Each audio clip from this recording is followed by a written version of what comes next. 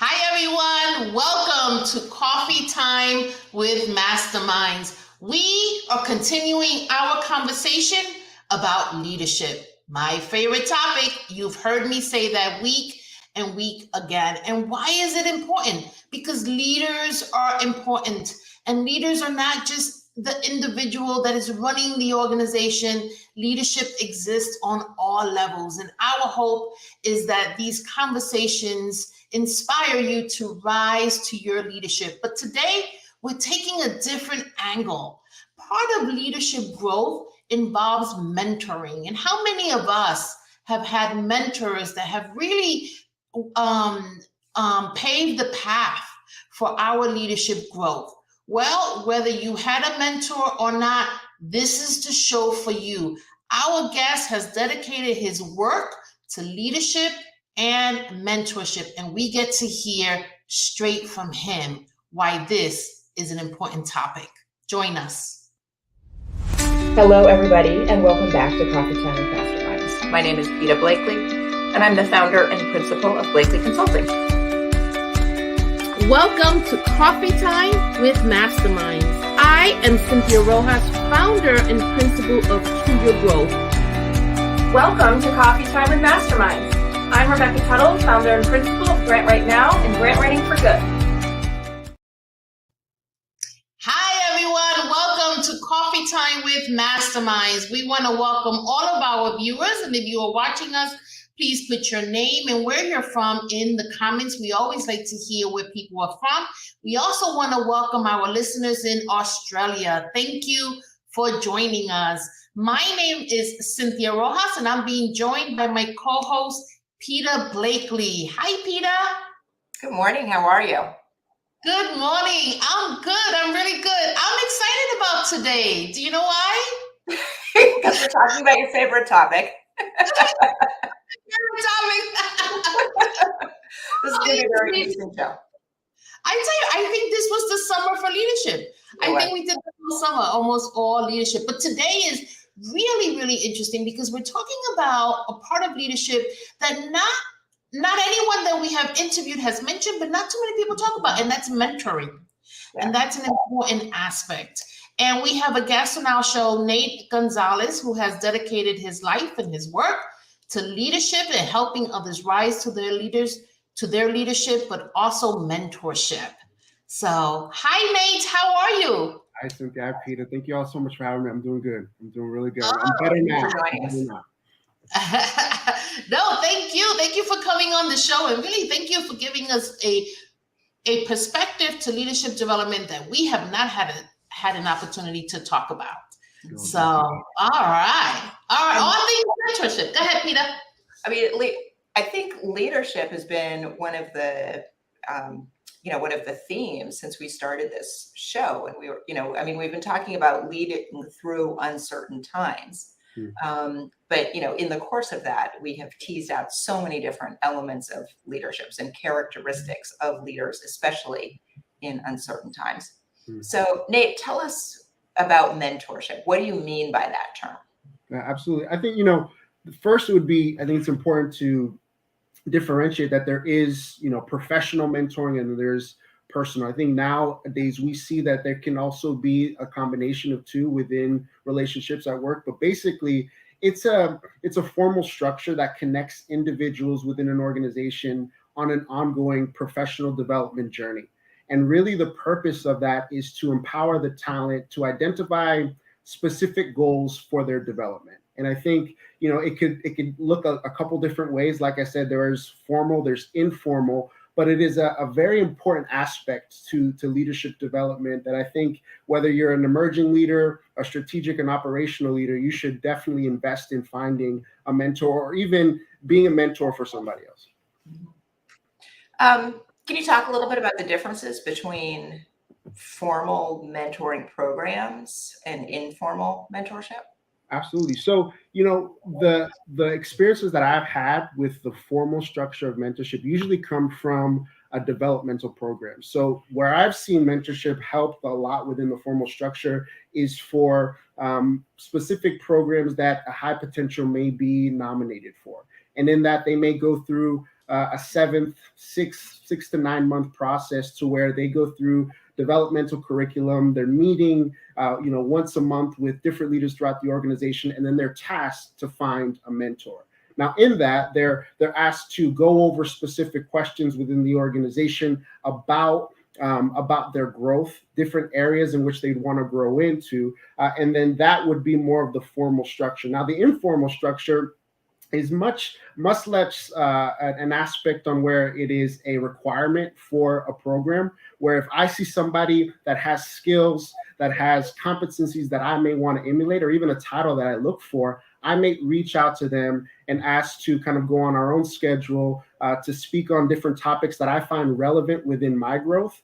So I think that would be the biggest difference, is that when it's formal in structure, that's going to be specific organizational aspects that are going to be focused on, where a informal structure may be things that I'm interested in and I want to grow into, and I want to find somebody who's been there, done that, got the t-shirt, right? And try to reach out to them and try to hopefully find a mesh. And I think that the biggest thing is when you do something in an informal basis, it's a trial by fire type of thing. You may find somebody at first and you have those initial conversations and you find it may not work, and that's totally fine. You have a network, and then you can hopefully find somebody else in the future that can help you in the development that you're looking for. Mm-hmm. So one of the things that I wonder if mentorship can help, or if you've seen it, because I know that you also focus on leadership for the millennial generation, is the generational differences. So now we have companies and organizations that could have up to 6 different generations working in the same space, and the generations are different. I just got off the phone with somebody who said they have staff in their organization that have never left a voicemail. They just don't do voicemail. Okay, that's not just a young people thing. I don't leave voicemail. I do know people who do not leave voicemails. So I learned that there are some new workforce that have done most of their college learning on Zoom. Mm-hmm. They did their internship on Zoom, and now they're starting working through Zoom, or working from home. So the soft skills, or the interpersonal skills, the water cooler skills have not been developed. Have you seen what mentorship crossing generations benefit? Absolutely. So traditionally people would look at mentorship as maybe somebody who is younger reaching out to an individual that is more experienced and learning from their experiences. But within the past, I would even say 5 to 10 years, reverse mentoring has come into the play, especially when technology comes into it, where maybe the younger, less experienced within the workforce individual, but is more technologically savvy, can help somebody of an older generation.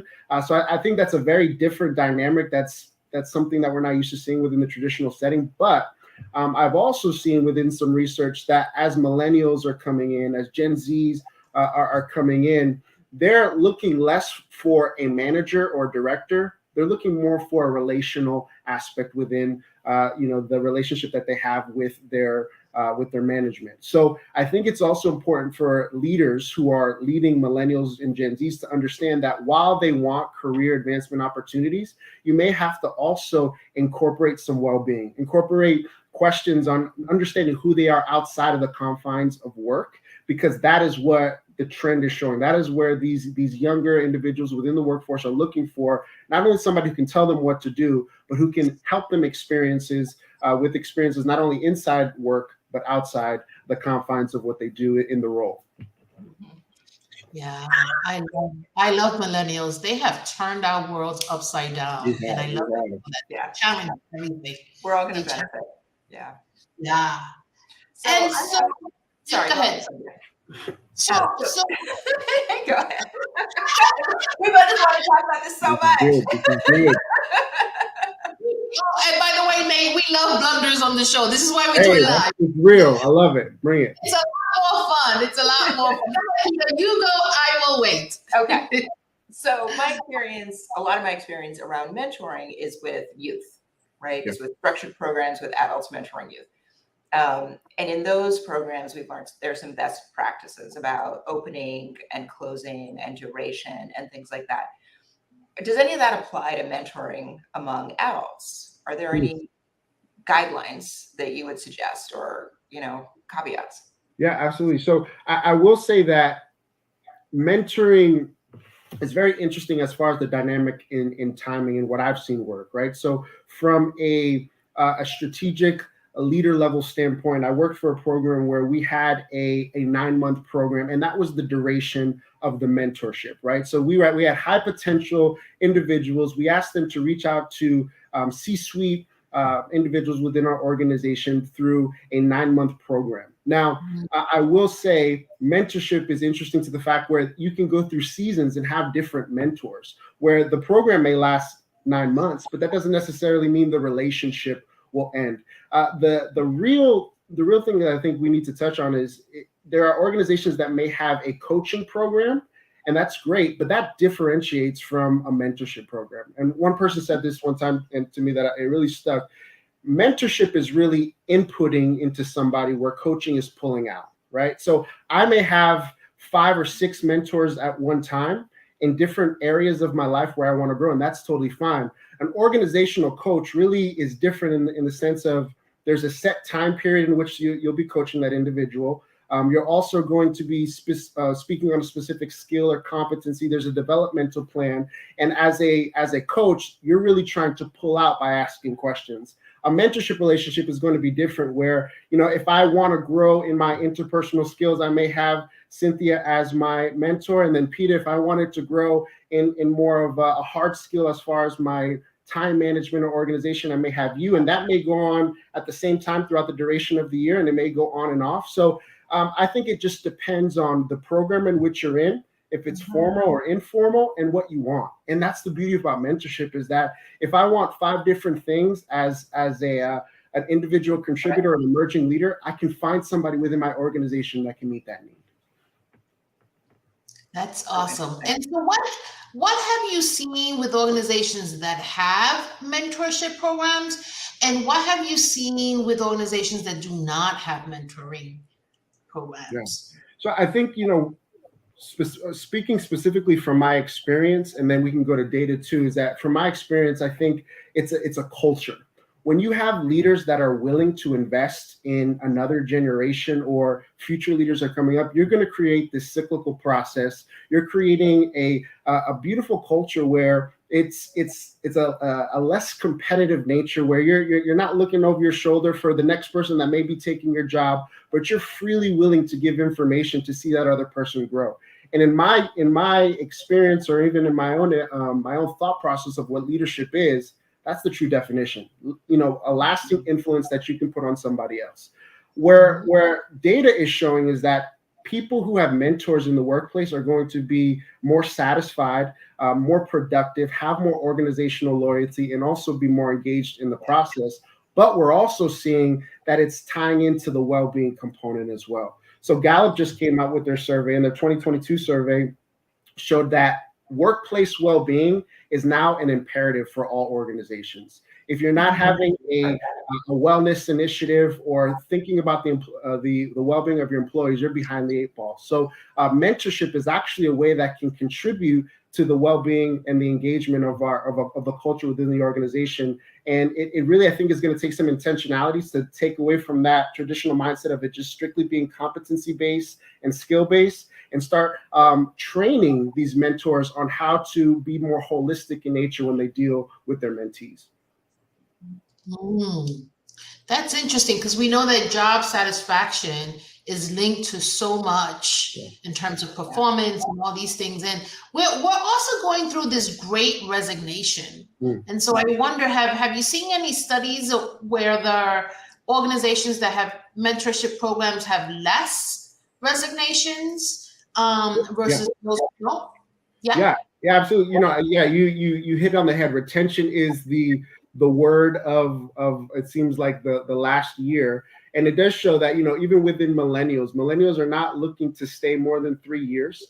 But with some of the research that I have seen is that if you have a formal process, a formal structure within your organization, and you are individuals that hopefully try to invest within that in your organization, there are shows more of a retention rate, but also the engagement and retention sometimes go hand in hand. But it is an important aspect of the organizational structure.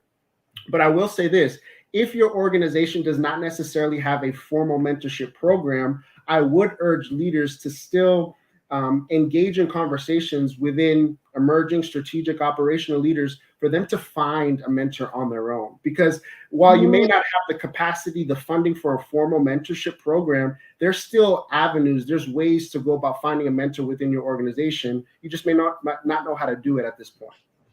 Yeah. I love that. Can you tell us where? Because this show is targeted toward leaders for mission-based organizations. Some people call them nonprofits. They're usually smaller, and they have sometimes challenges with resources. So this idea that you're saying there are other ways to get mentors for your staff that don't have to be internal sounds really interesting. Can you tell us a little bit more about that? Yeah. So I would.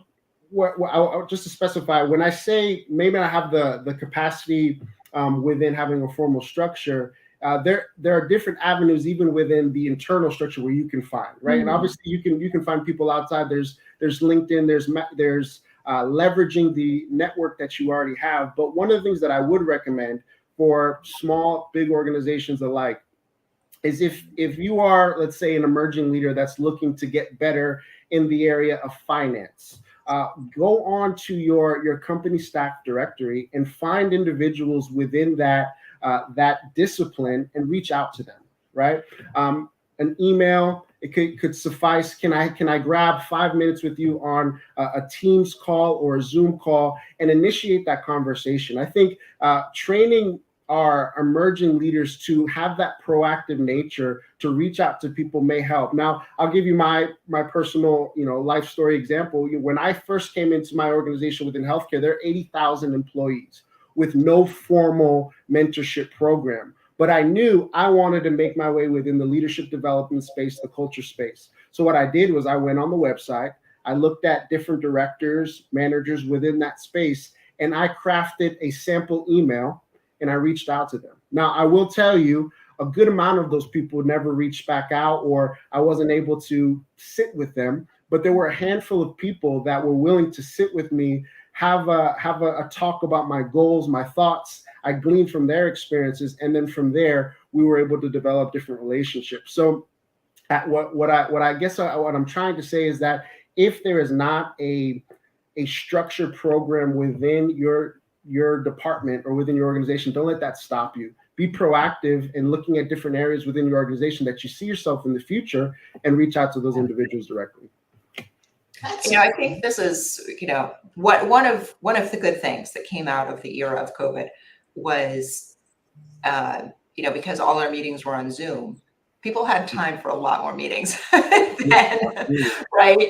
they did when it was, when it actually involved going someplace or having coffee with somebody. And I'm amazed at the people who have the time and are willing to have Zoom coffee with you, right? Absolutely. And how, because we've all taken all of our networking online, how receptive people on LinkedIn and things are to, making real relationships. And you know what I will say to that, Peter, is that I learned this from a surgeon, right? So I worked in the hospital space for quite some time, and there was this one surgeon that I loved his leadership. I really loved the way that he dealt with people, the way he spoke with respect, but with such clarity and purpose. And I said, hey, can I sit with you? And I sit in front of this surgeon and I kind of tell him where I see myself. And I said, I have no aspirations of ever becoming a medical provider, but I see something in you that I love, that I like. And one of the best pieces of advice that he gave me, he said, when you have that call, when you get the opportunity, be prepared. Be prepared with your 5-year, 10-year plan, with questions that you want to ask, because you never want to waste somebody's time. And I learned that in the mentor-mentee relationship, the mentee is going to have most of the onus. They're going to be scheduling the calls. They're going to be having the questions. Where on a coaching relationship, the coach is really going to be driving that bus. So as a mentee, really make sure that when you initiate and you're being proactive in that approach, that you're prepared as well. Mm-hmm. But this really takes, maturity and clarity on the part of the mentee, right? I mean, they have to know where they're going, know what their objective is, have vocabulary around the skills that they have or don't have and want to develop. It sounds like there's a lot of homework involved in being ready to engage with a mentor and like really make that a productive relationship. I agree. Yeah, the road to leadership is long and hard. I want to go back to something you said, Nate, because I think this is unbelievable. You worked in a place that had 80,000 employees, and you made yourself known. Did you start the mentorship program at that place? Well, as I was making my way out, there were some talks of them kind of starting a mentorship program, but still to know that it's still not really established. Now, I will say this: sometimes you will find mentorship programs specifically for the higher ups, for the high potentials, for the programs in which they're trying to get you ready for the C-suite, but it leaves the emerging leader not knowing where they want to go, what they want to do, or connecting to people that have been there. And that's where I see the struggle with it. Say we have mentorship programs that you can find for, the senior director or the person that's kind of getting groomed for the VP, but the individual like myself who's coming in, who has hunger, who has direction, who kind of knows where they want to be, I had to do a lot of groundwork. I had to do so much. And here's the thing. I don't like to use the word networking too much as building relationships. When I went into a mentor relationship trying to network and trying to gain something out of it, I noticed that it didn't seem much of a organic style of relationship. And you'll notice too is that when you have a true mentor, they're invested. One of the areas that I saw in nursing is that a nursing mentorship could be very competency based. It's on the skill, and we understand because in most cases it's life or die, but in some cases they pay the mentor. It's part of their role. It's part of their actual job description. Now, many of us are not going to have a paid mentor. We may have somebody out of the kindness of the heart investing their free time. We want to make sure that it's a good fit. We want to make sure that both parties are invested into the reciprocal growth. So that's one of the things that I see too, is that you have to pick the right mentor. You have to pick somebody that really does want to invest, and you'll know through that conversation as well. But you're right, out of 80,000 employees, I had to kind of make my own way because we didn't have an established mentor program for emerging leaders. So it can be difficult, but could also provide you necessary skills to build. Think about how many people churn in and out of that organization because they, absolutely, and I can also see the perspective of that organization saying, oh, well, those young people churn in and out so quickly. You can get both sides. Absolutely. Yeah. I mean, you also made a really interesting point about, paying mentors, which is one way of an organization making a big statement that we think this is an important part of people's jobs. There are, I can imagine, a lot of other ways that organizations can incentivize it or just create a culture where that is considered part of your job to be a mentor. Things like, allowing time for it, talking about it, celebrating it. Exactly. Exactly. Yeah. And giving people the time off to meet with a mentor.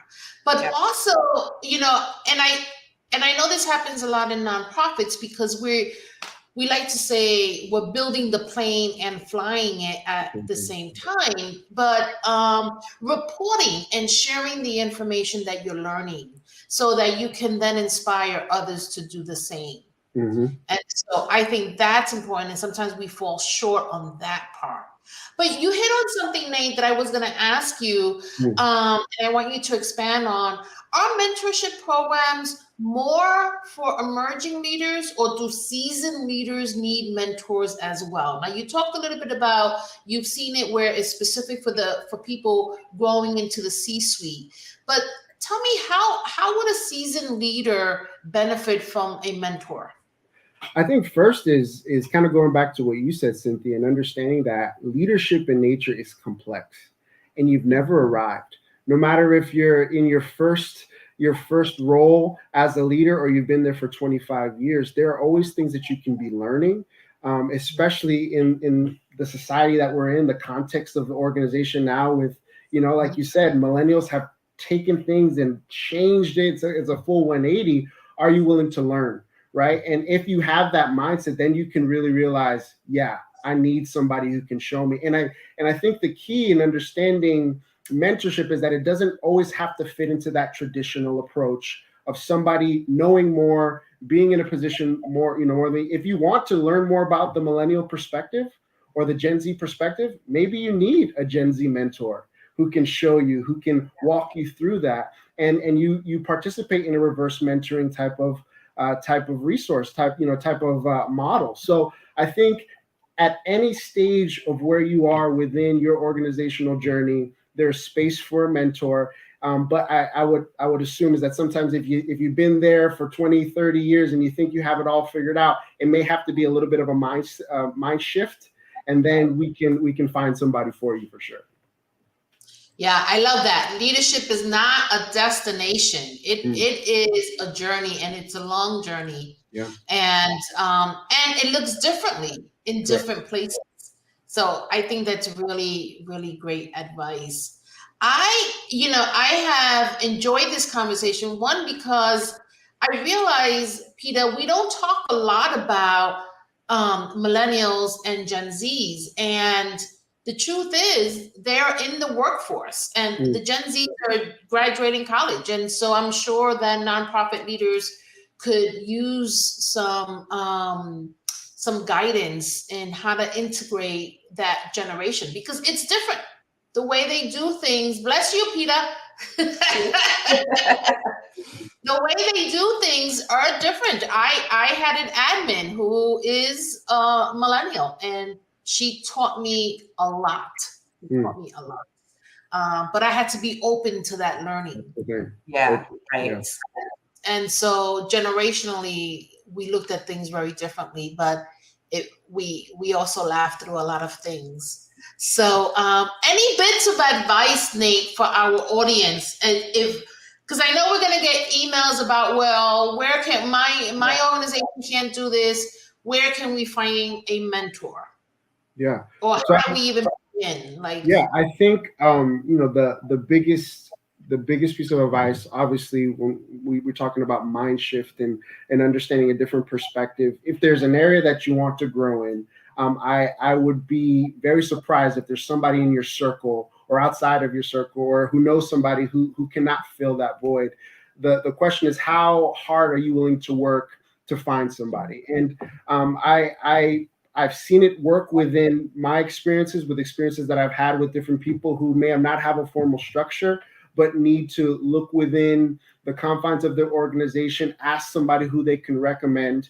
But another thing too is, if you are somebody that has the skills, who's been a leader for quite some time, and you really want to invest into the leadership culture of your organization, find somebody that you can mentor. Think about how it was for you sitting at the end of that seat, looking and wishing that you had somebody, and seek out that person. And I'll go back to that example of that surgeon.